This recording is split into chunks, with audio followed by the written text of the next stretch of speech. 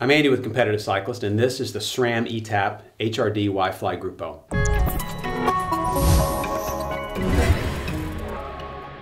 I've been riding an eTap-equipped bike for about a year now, and it's been a trouble-free experience.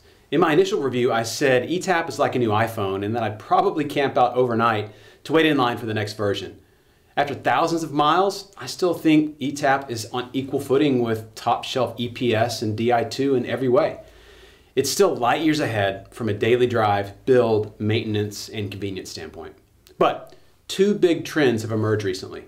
Really good and easy to use road disc brakes have become prevalent, and we've also started to rethink the way gearing should work. So, like the geniuses that keep us wanting the next iteration of a smartphone, SRAM has brought a new version of eTap to market that incorporates not only road disc, but also their wide range WiFi gearing. And it's a home run. Now, the technology that drives eTap hasn't changed, and since I've already outlined all of that in another review, I'm going to focus more on the braking and gearing in this review. So let's start with the brakes.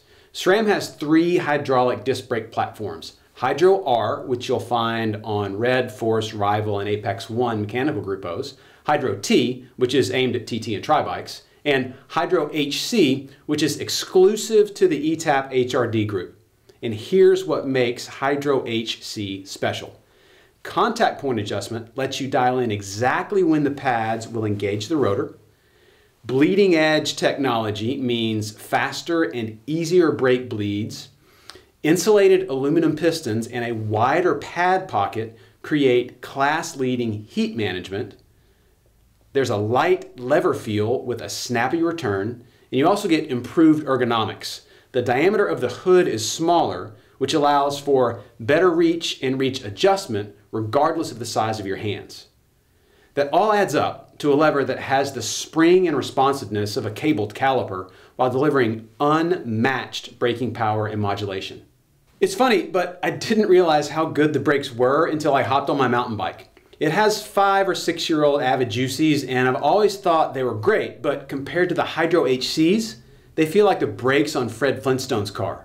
Hydro HC takes braking to a new level altogether. You can brake much later, much harder, and the amount of modulation in between light and heavy braking is almost infinite. And you'll never again have to worry about overheating and melting your prized carbon rims. Okay, so I said I'd talk about gearing, and here's the deal.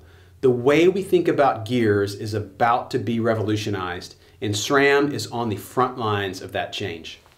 About a week before we filmed this review, the news of the first pro team to choose a 1x11 drivetrain went public, proving that you really might not need all those gears after all, or that you might want to rethink your current setup. The longer cage WiFi rear derailleur is ready when you decide to make that change, and in the meantime, the 5236 up front with an 1132 in the back on this bike may very well be the perfect combo for just about any road surface you encounter.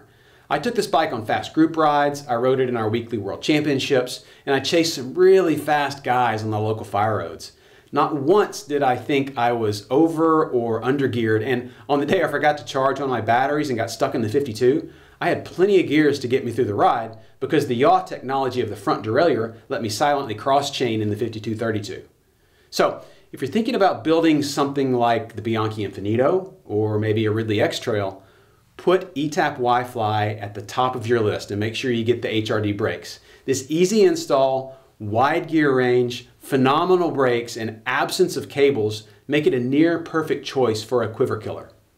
If you have any questions, please give us a call or send an email to sales@competitivecyclist.com.